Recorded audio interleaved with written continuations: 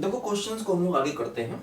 देखो एक क्वेश्चन से बचे करिए, limit n tending to infinity 1 square into n plus 2 square into n minus 1 plus 3 square into n minus 2 and so on n square into 1 whole divide by 1 की power 3 2 की power 3 up to n की power 3। देखो ये question अपने पास है ना। देखो ये सीरीज समेशन का क्वेश्चन है। मैंने आपको इस ऐसे बहुत सारे पहले क्वेश्चन कराए हैं जिसमें लिमिट में हम सीरीज का समेशन लगाते हैं।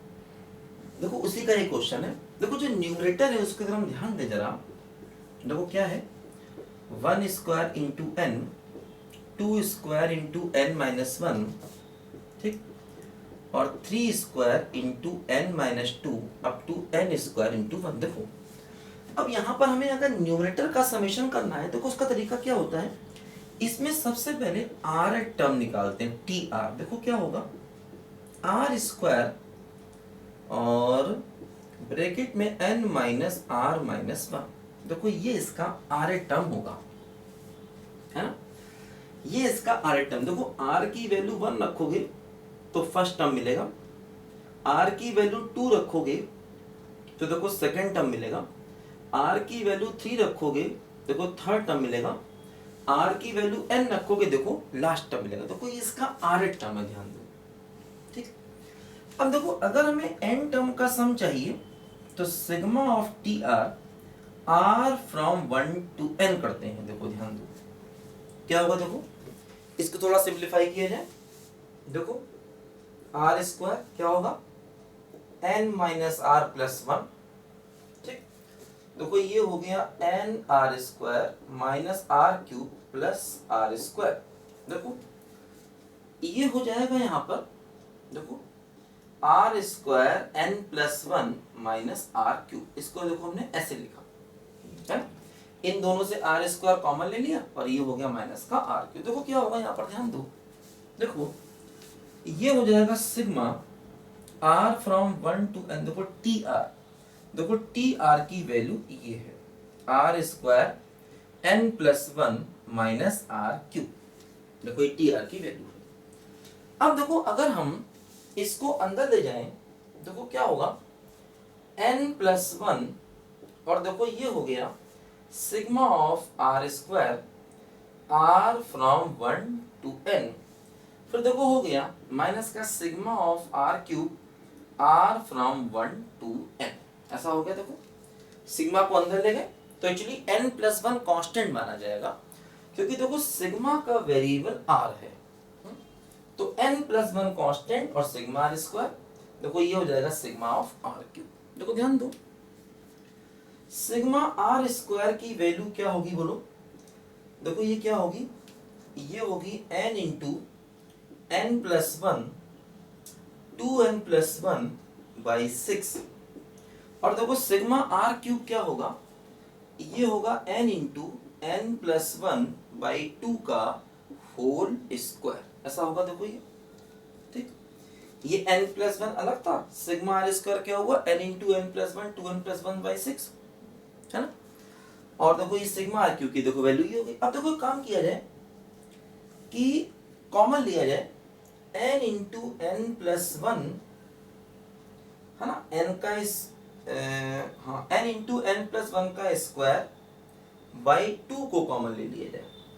देखो यहाँ क्या बचेगा, 2n प्लस 1 बाई 3, और देखो माइनस यहाँ क्या बचेगा, n बाई 2 बचेगा। ध्यान दो, है ना, इन दोनों में देखो n प्लस 1 का square into n by 2 common चला गया, तो 2n प्लस 1 बाई 3 यहाँ बच गया, माइनस देखो n कॉमन गया तो एक n बच गया, n प्लस 1 का स्क्वायर कॉमन गया और एक 2 कॉमन गया, एक 2 बच गया। देखो यहाँ पर ध्यान दो, सिंप्लीफाई अगर हम इसे करते हैं तो n इंटू n प्लस 1 का स्क्वायर बाई 2, देखो एलसीएम ले लिया जाए, 6 हो गया एलसीएम। देखो ये 2 मल्टीप्लाई होगा तो 4n प्लस 2 होगा, और देखो माइनस का 3n होगा, ठीक। देखो ये हो जाएगा n into N plus one का होल स्क्वायर बाई 2, और देखो ये बचेगा n प्लस 2, है ना, और बाई 6 ऐसा बचा देखो यहाँ पर, है ना। इसको सिंप्लीफाई किया, 6 देखो एलसीएम हुआ, 2 इससे मल्टीप्लाई हुआ, 4n प्लस 2 और माइनस का 3 है, देखो यहाँ पर ये आ गया। तो देखो ये न्यूमरेटर का समेशन आ गया, है ना, देखो ये न्यूमरेटर का समेशन आ गया। तो देखो इसकी वैल्यू यहां रखी जाए, limit n tending to infinity, है ना, देखो ये आ गया n into N plus one का होल स्क्वायर बाई 2 और into n plus 2 by 6 whole divide by, देखो ये आया सिग्मा n क्यूब। देखो ये इसका रिजल्ट हमको मालूम है क्या होता, बोलो, n into N plus one by 2 का होल स्क्वायर, इसका रिजल्ट होता है ना। ये हो जाएगा 1 क्यूब 2 क्यूब 3 क्यूब से लेकर n क्यूब, है ना। इसको हम सिग्मा आर क्यूब भी कहते हैं, इसको ऐसे भी कहते हैं sigma R cube, r from 1 to n। तो ये इसका रिजल्ट होगा n into N plus one का होल स्क्वायर बाई 2। देखो सिंप्लीफाई किया जाए इसको, देखो क्या हो जाएगा, limit n tending to infinity, देखो यहाँ पर n प्लस वन का स्क्वायर n प्लस वन के स्क्वायर से कट जाएगा, देखो क्या होगा n इंटू एन प्लस 2, ठीक, और बाई देखो 12 हो गया, है ना। देखो नीचे क्या बचा, n स्क्वायर बाई 4, तो देखो क्या हो गया ये 4 बाई एन स्क्वायर। देखो एक n से n कैंसिल होगा, और इसके बाद देखो क्या होगा, ये 4 से कैंसिल होके 3 आएगा, n नीचे ले जाओगे तो n plus 2 by N into 1 by 3 बनेगा, ध्यान दो, ठीक। अब देखो लिमिट को अलग अलग कर लें अगर हम लोग, तो क्या होगा 1 plus 2 by N into 1 by 3, n को इन्फिनिटी रखेंगे तो ये 0 होगा, और आंसर क्या बचेगा, कुल मिला के देखो 1 बाई 3, यही अपने क्वेश्चन का फाइनल आंसर है ना। तो न्यूमरेटर का अलग देखो हमने समेशन किया, डिनोमिनेटर का अलग समेशन किया, और उसके बाद आसान है, उसके बाद कुछ क्वेश्चन में बसता नहीं है, सिंपल है ना, सिंप्लीफिकेशन किया और कुछ नहीं किया। न्यूमरेटर का अलग सम, डिनोमिनेटर का अलग सम, उसके बाद फिर क्वेश्चन में बसता नहीं है कुछ भी, है ना। सिंप्लीफाई करो अपने हिसाब से करो, अपने आप ही आंसर 1/3 आएगा। देखो जैसे ये n टेंड टू इन्फिनिटी है, n बाई n है, तो n को अलग अलग किया, या n कॉमन लेके कैंसिल कर दो तब भी बात बराबर है, ऊपर से n कॉमन लो नीचे से n कॉमन लो, कॉमन लेके n को कैंसिल किया जा सकता है, ठीक है। तो सीरीज समेशन का क्वेश्चन है, ऐसे क्वेश्चन मैंने बहुत आपको पहले कराए हैं।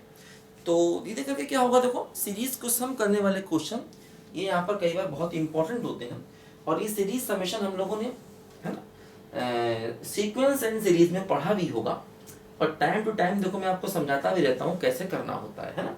कुछ स्टैंडर्ड रिजल्ट है, देखो जैसे 1 स्क्वायर 2 स्क्वायर 3 स्क्वायर, है ना, सिग्मा आर स्क्वायर, इसका रिजल्ट देखो स्टैंडर्ड, देखो ये लगाया हमने n into N plus one 2n plus 1 by 6।